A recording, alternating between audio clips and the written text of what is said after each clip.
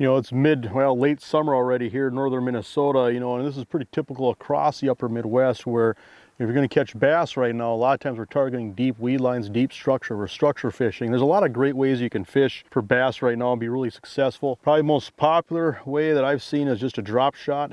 This little tail here is just a Z-Man trick shot. A little bit of a weed guard on the hook. You can vary the length down to your weight. You can use tungsten if you want, especially if you're fishing over rock. Just makes a lot more noise. I tell you what, that right there just catches a lot of bass. And you know, another setup that we use a lot of, it's just really great for catching numbers of fish especially, is just something that's like a Ned rig. I guess this is technically a Northland fishing tackle, limber leech, but just see it's just a shaky head. It's basically just your classic jig with just your soft body. Drops through the water pretty fast. You fish a lot of different ways.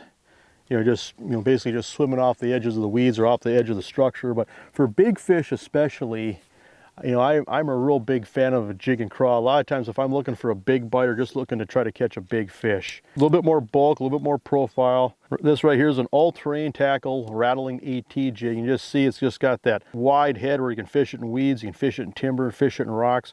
The beauty of this is that, you know, it's a big profile. You can, you know, especially like walls of milfoil, just, you know, big tall stands of weeds on the edge of deep water. You know, a lot of times, you know, you can fish this right up in the cover or fish it right down the break. But that right there is just a phenomenal bait or jig for just trying to get that big bite if you're looking for a big fish. But those three presentations account for a lot of bass right now. And these deep patterns are going to be going for a while, you know, all the way up into the fall. But tell you what, it's some of the best fishing of the year. Kids go back into school. You don't have to deal as many jet skis. There's not as many people water skiing. You just get out here and get these lakes to yourself and just experience some phenomenal fishing.